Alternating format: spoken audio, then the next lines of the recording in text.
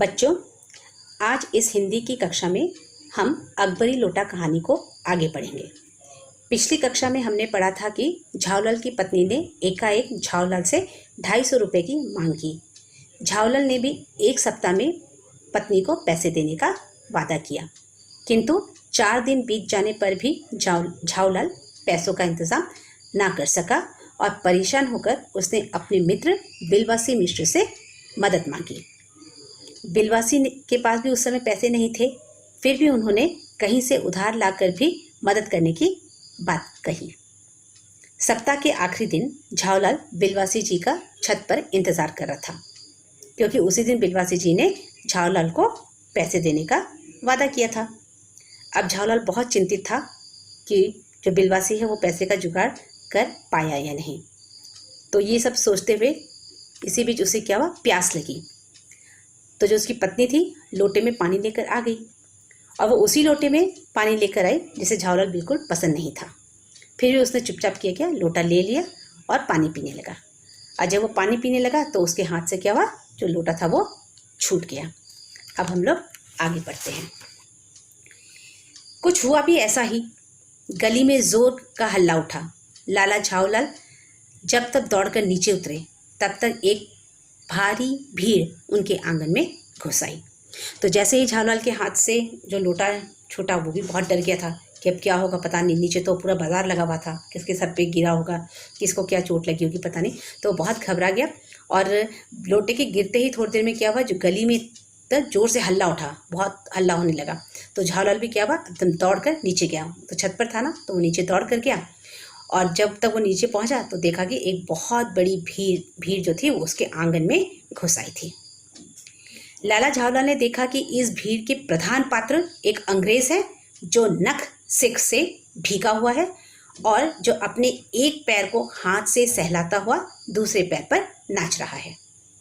तो जैसे ही झावलाल नीचे गया तो देखा कि बहुत बड़ी भीड़ उसके आंगन में थी और उस भीड़ में सबसे आगे जो मेन जो कैरेक्टर, प्रधान पात्र जो था वो एक अंग्रेज था और जो नखसिक मतलब पूरा सर से पांव तक वो भीगा हुआ था और वो अपने एक पैर को हाथ से सहला रहा था कि कहीं उसे शायद चोट लग गई होगी और दूसरे पर वो नाच रहा था, उछल रहा था। मतलब उसी के पास अपराधी लोटे को भी देखकर लाला झावलाल ने फौरन 2 और 2 जोड़कर स्थिति को समझ लिया और देखा कि जो एक तो पैर से लंगड़ा रहा था, उछल रहा था और उसके हाथ पे वो जो लोटा था, झावलाल का जो लोटा था वो उसके हाथ पर था। तो ये सब देखकर जो झावलाल था उसने पूरी स्थिति को समझ लिया कि जो लोटा है वो ऊपर से जो गिरा था लोटा वो सीधा इस अंग्रेज पर गिरा और उस अंग्रेज को पूरा उसने भिगा दिया, भिगा के उसके पैर पर भी चोट लग गई होगी। तो वो पूरी स्थिति को समझ गया। गिरने से पूर्व लोटा एक दुकान के साइबान से टकराया। वहां टकराकर उस दुकान पर खड़े उस अंग्रेज को उसने संगोपान स्नान कराया और फिर उसी के बूट पर आ गिरा। तो हुआ वही जो झावलाल ने सोचा था कि जो लोटा है वो ऊपर से गिरकर एक दुकान के साइबान, जो कपड़ा ऊपर डाला जाता है ना छत जैसा, तो उससे वो टकराया और वहां से टकराकर वो उस दुकान पर खड़े जो अंग्रेज था वो कुछ दुकान से कुछ खरीद था उसी दुकान में, तो जाके उस अंग्रेज के ऊपर गिरा और उसने उसको संगोपान मतलब संपूर्ण पूरा भिगो दिया। जो पानी था लोटे में वो पूरा उसको भिगो के फिर वही लोटा जाके क्या हुआ, उसके बूट पर जाके गिरा, जिससे उसको पैर में चोट लगी। उस अंग्रेज को जब मालूम हुआ कि लाला झावलाल ही उस लोटे के मालिक है, तब उसने केवल एक काम किया, अपने मुंह को खोलकर खुला छोड़ दिया। लाला झावलाल को आज ही ये मालूम हुआ कि अंग्रेजी भाषा में गालियों का ऐसा प्रकांड कोश है। अब क्या हुआ, जो अंग्रेज था देखा कि जो झावलाल है वो ऊपर से दौड़ता हुआ आया, उसके सामने आके खड़ा हो गया। तो अंग्रेज को मालूम हो गया कि झावलाल ही उस लोटे का मालिक है, क्योंकि वो उसके घर से निकल के आ गया, उसके सामने खड़ा हो गया। तब फिर उस अंग्रेज ने और कुछ नहीं किया, सिर्फ एक ही काम किया, उसने अपना मुंह खुला छोड़ दिया। मुंह खुला छोड़ दिया मतलब जितनी गालियां वो दे सकता था वो उसने, उसकी बात, झावलाल की बात कुछ नहीं सुनी। जितनी गालियां दे सकता था उसने सारी, मतलब मुंह खुला छोड़ दिया मतलब पूरी गालियां देने, क्योंकि झावलाल को तो समझ में कुछ नहीं आया क्योंकि वो अंग्रेजी में गाली दे रहा था और झावलाल समझ गया कि वो मुझे ज़रूर कुछ भला बुरा ही कह रहा होगा। तो उस दिन झावलाल को समझ में आया कि सच्ची में अंग्रेजी भाषा में भी एक गालियों की डिक्शनरी है, इतनी सारी गालियां हैं। इसी समय पंडित बिलवासी मिश्र भीड़ को चीरते हुए आंगन में आते दिखाई पड़े। उन्होंने आते ही पहला काम यह किया कि उस अंग्रेज को छोड़कर और जितने आदमी आंगन में घुस आए थे सबको बाहर निकाल दिया। फिर आंगन में कुर्सी रखकर उन्होंने साहब से कहा, आपके पैर में शायद कुछ चोट आ गई है, अब आप आराम से कुर्सी पर बैठ जाइए। तो जो अंग्रेज था, जब वो अपना पूरा मुंह खोल के पूरी झावलर को पूरी गालियां दे रहा था, तो उसी बीच में क्या हुआ, जो बिलवासी मिश्र जिसे उस दिन पैसा देना था झावलर को, तो वो भी मतलब से देखा कि इतनी भीड़ लगी है, वो भीड़ को चीरते हुए वो आंगन में आगे आया और उसने सबसे पहला काम ये किया कि जितने लोग आंगन में खड़े थे उन सबको आंगन से बाहर निकाल दिया। और फिर क्या किया, एक कुर्सी आंगन में रख दी और जाके उस अंग्रेज को कहा कि शायद आपके पैर में चोट आ गई है, अब आप इस कुर्सी पर आराम से बैठ जाइए।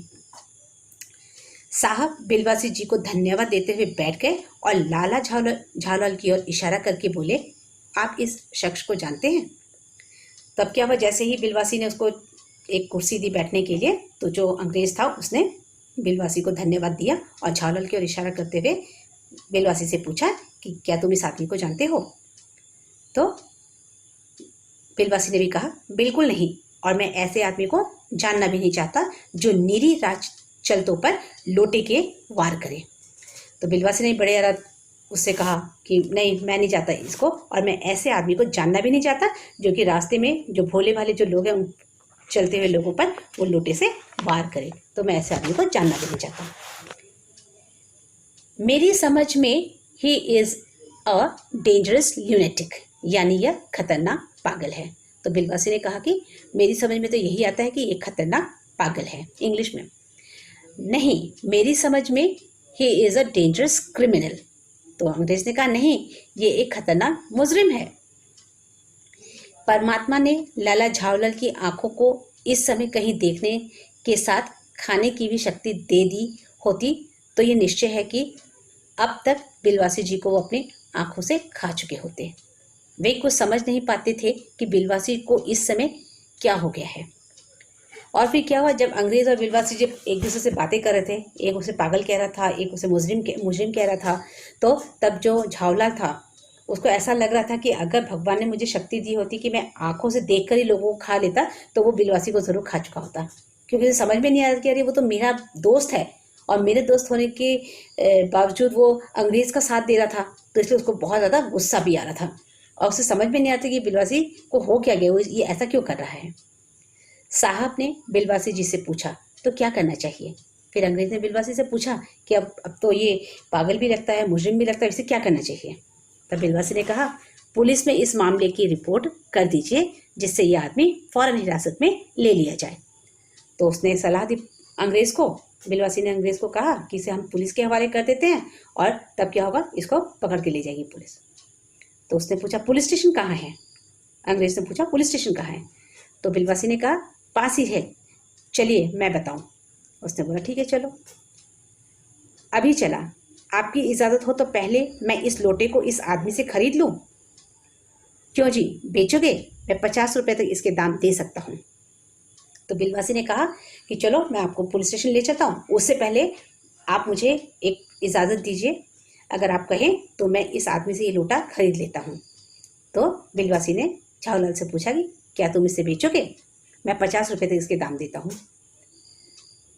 लाला झावलाल तो चुप रहे, पर साहब ने पूछा, इस रद्दी लोटे के आप 50 रुपये क्यों दे रहे हैं? अब झावलाल को समझ में नहीं आ रहा ये हो क्या रहा है। अब मेरा मित्र मुझसे ये लोटा खरीदने की बात कर रहा है, तो झावलाल तो चुप रहा, किंतु उस अंग्रेज ने पूछा कि ये तो रद्दी लोटा है, कुछ काम का नहीं है, तो आप इसके 50 रुपये क्यों दे रहे हैं? तो फिर आप इस लोटे को रद्दी बताते हैं, आश्चर्य, मैं तो आपको एक विज्ञ और सुशिक्षित आदमी समझता था।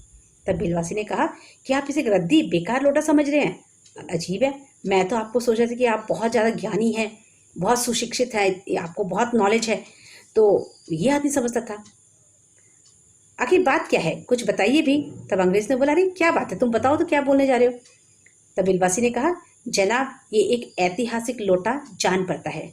जान क्या पड़ता है, मुझे पूरा विश्वास है यह वह प्रसिद्ध अकबरी लोटा है जिसकी तलाश में संसार भर के म्यूजियम परेशान हैं।